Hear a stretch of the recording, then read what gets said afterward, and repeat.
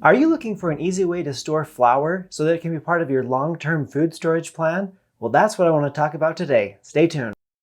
You just got to get prepared. When people talk about long-term food storage, they're often referring to wheat and rice and beans, and flour isn't really one of the things that they're considering. That's the product that you would get from grinding up your wheat. But this flour says that its best use date is by September 23. So that's about a year and a half from now. And so that actually is a pretty good length of time, but it's not a 10, 20, or 30-year length of time that you would expect out of a long-term food storage item. So what length of time can we try to get out of our flour if we repackage it? Well, according to the Deseret Farms, which is the cannery for the Church of Jesus Christ of Latter-day Saints, on their container, it says that their storage life is estimated to be 10 plus years when stored at 75 degrees or below. So when I read that, I thought that was pretty awesome, that 10 years, that's a pretty good length of time for food storage and for flour, that if I can get that, that would be pretty incredible. Since most people, myself included, do not own a canning machine to be able to put our flour into a number 10 can, I think the next best option is a Mylar bag. And so that's the process that I'm going to go through today, is how to package our flour in Mylar bags to help get this 10-year shelf life like the cannery is telling us that hopefully we can get. Make sure you stick around till the end of the video, where I'm going to share a very important tip that I found by reading the label on the back of this can. Let me run through what we're going to need to make this project happen. The first is flour. Now I've chosen to go with the all-purpose flour that is bleached, enriched, and pre-sifted because that is what the cannery was using on theirs, is all-purpose flour that has been enriched and bleached. So I've got 50 pounds of that flour that I'm going to package or repackage today. Next we have the Mylar bags. These are a 1-gallon variety. They are 7 mil for the thickness, and these happen to be from Harvest Right that I've labeled with all-purpose flour, 5 pounds, and then the date of when I'm doing that, which is today. And then I have 10 of them here because there's 50 pounds of flour, and we're going to put 5 pounds in each bag. Now we have the oxygen absorbers. I have 10 oxygen absorbers here. These are the 300 cc variety, and you can see here that the dot is pink. That means that they are all good. If that dot were blue or dark purple area, then they would be no good. But these are ready, and like I said, there's 10 of them, so we will be placing one of these in each of the bags. The next thing on our lineup here is this heat sealer. We'll need some way to be able to seal the Mylar bag, and these work great. If you don't have one of these, you can also use a iron with a board or a hair straightener that can crimp around the end to be able to seal off the end of the bag. So whatever you've got that's a heat source you can use to seal up the Mylar bag. The last item on my list is a storage container. I'm going to be using this little 12-gallon tote that I picked up. I like to label it so that once they're stacked, I know what's in there. So the process is we're going to take the flour, put them into the bags, and seal it, put an oxygen absorber into it, seal it, and then place it into the storage container. A few additional things that help the process to go smoothly are a stool or a chair to be able to set the flour bag onto, a scoop cup to be able to get the flour out of the bag, a scale to try to be close to our 5-pound mark, and then I have this tub or any sort of container that can help hold all of the Mylar bags up once they're filled with flour so that they don't tip over. These are just little things that help make the process go smoothly. All right, I think I've talked enough. It's time to get to work. The first thing I like to do is turn on my scale and see how much one bag weighs. So this bag weighs 1.1 ounce. So what we're going to do is I'll just take 5 pounds and add 1.1 ounces to it. And then we're just going to start filling the bag. Once I get a little bit in there, you can kind of level it out there and then see how it's doing.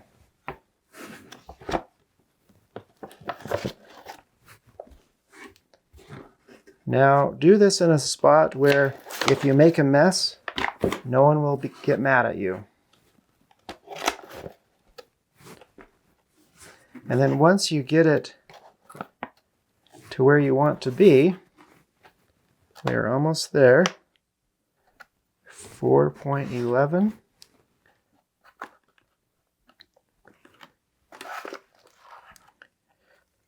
5.1. Okay.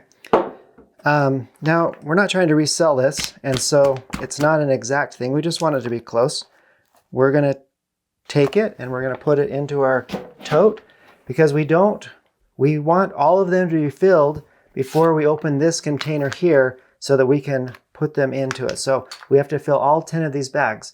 I'll be back when I've got them all ready. All right, all 10 bags are filled with flour. I had a little bit left over, so I just kind of sprinkled that between all the bags. And now it's time to add the oxygen absorbers. Now again, I mentioned these are the 300cc variety, and the recommendation is that one of these per bag will be sufficient to be able to pull the oxygen out of it. So this part of the process, we have to act kind of quickly. Once I open this container, we need to place one of these in each of the bags and then seal the Mylar bag with our heat sealer. And so, good luck. Here we go. We just take them out. And now keep an eye on your little pink dot here because it's going to start to change colors. So just kind of place one in each of the bags and then take your Mylar bag over to your heat device and give it a seal. So what I'm going to do is I'm going to do one now, and that one looks good. And then I'm going to come back once I've done all of them one time, and I'm going to do a second seal just for fun. Now I'm not trying to scare you. We have quite a bit of time to do this, but you just want to be aware that we don't have all day. We've got to move pretty quick. I'll be back when I have them all sealed up. All right, all of the bags have been sealed twice, and now it's time for a little quality control. One simple thing you can do is just give it a squeeze. If you squeeze down on it and air comes out, then you should probably seal it again.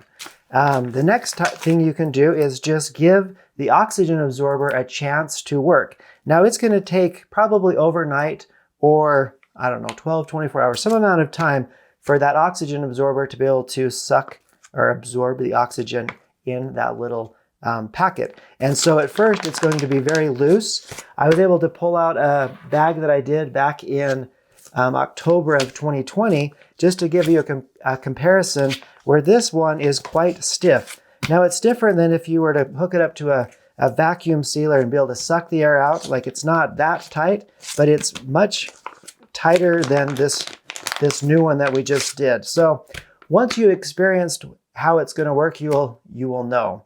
And by tomorrow, we'll be able to have all of them probably looking just like this one. Tomorrow, once I feel comfortable that all of the bags are sealed correctly and ready for long-term storage, I will put them in the tote. And these totes are great because you can actually do two side by side inside of here, and we'll be able to get all 10 of these bags inside of this tote. And then once we have them in there, we'll put our lid on that we have labeled with what's inside of it and be able to put it into our storage room. Now just remember, try to keep it below a 75 degree or less so that we can try to get that 10-year lifespan out of this flour. Okay, well it's time for the tip that I wanted to share with you that I found on the back of the can. Now, it's not going to blow you away, but it says, white flour develops an off odor during storage with oxygen absorbers. This is eliminated by leaving the flour uncovered for 1 or 2 days after opening. So what that means to me is once it's time, or once you're ready to use your flour, whether it's in the can or the Mylar bag, open it up, let some air get into it, maybe fluff it up a little bit, give it a chance to breathe, and hopefully that eliminates this off odor that they're discussing or telling about here. So Anyway, there's your tip of the day. I hope that this demonstration was helpful for you to kind of show you how to repackage flour to be able to get a 10-year plus shelf life out of it. I know it was good for me because I got 50 pounds ready to go, so that was great. Well, once again, I'd like to thank you for your time, and may God bless you as you prepare every needful thing. Thank you.